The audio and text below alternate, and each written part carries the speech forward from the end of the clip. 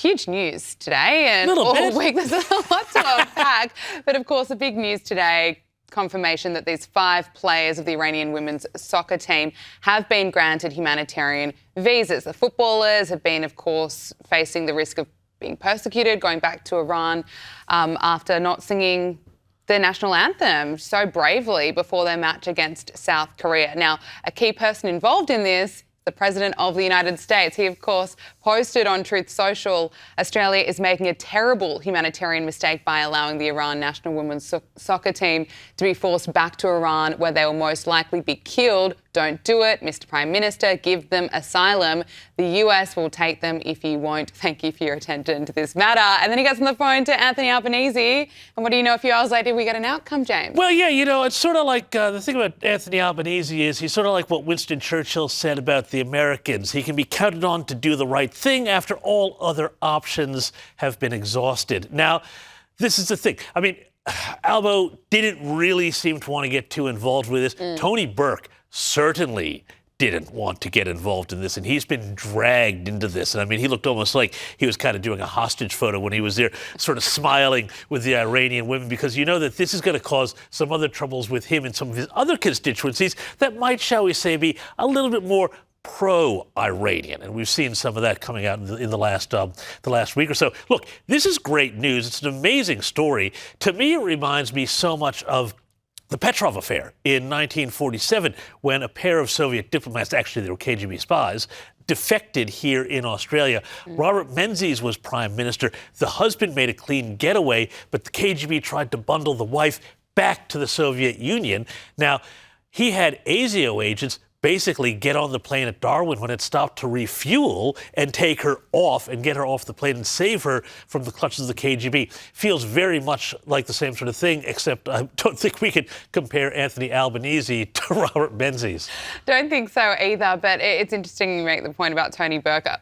Know, being dragged into this, because we heard Matt Thistlethwaite just on Sunday saying, essentially saying that they won't be offered asylum, and then a few days later they've suddenly been apparently working around the clock to make sure that they were. Yeah, it's really interesting asylum. Because I mean, this blows up all of the contradictions on the left here. I mean, like, I want to do a welfare check on Grace Tame. How is she going with this here? Why would these women, these feminist women want to be in Australia when Iran is out there globalizing the Intifada, which is just what she wants to happen? So, look, there's so many hypocrisies on the left. I think it's a great human story. It's a fantastic story for freedom. I hope that something can happen with the other young women on this team here, because I don't want to see anybody going back. But the biggest thing that we have to hope for is that the regime actually does fall, it does change, and that you do get a free Iran so that they can go back and be with their families or stay here if they want to. And we can all go to Iran if we want to one day. I know no one has a crystal ball, but what's your assessment? Do you think this regime could fall in just a few weeks? Look, the IRGC, so it's really complicated. The way Iran is governed, it's sort of 2 or 3 different big power structures. There's something called the Ardesh, which is the sort of the National Defense Force. It is not political. It's not theocratic. The Iranian Revolutionary Guard Corps, that's where power seems to be held. Now, this new Ayatollah that they've got, Mojtaba, the son of Khamenei, apparently he's been very badly injured already in an airstrike. I've heard potentially that he's lost a leg. He may not even know that he has been nominated the new Ayatollah in, the great reality show, Iran's Next Top Cleric. So we don't know what's going to happen with him. Look, Trump seems very serious about not just saying we are degrading the weapons, because what he said the other day was very important. He said we can't be going back there every 5 or 10 years. There has to be some sort of permanent change, whether that's a transitional authority under the Shah, whether it's something else. But one thing I would say is that look for the Ardesh, which is the non-theological, non-politicized state sort of police and army to play a big role in that. The big challenge, of course, will also be, de-Baathification was the big thing that they screwed up after Iraq. So what do you do with all the people who were involved with the RGC? You need to have some sort of program. Again, you go back to history, and I know I always go back to history, but it's important. Do what they did with the denazification program in Germany. How do you make sure that the people who were involved with the really bad stuff don't get in power, but the people who are there who are involved with just keeping the country running do have a role, and that's a really critical thing. And there's been a development today that, the Australian government has announced that Australia will be sending missiles, personnel and a plane to the Gulf to help defend states that are under attack from Iran.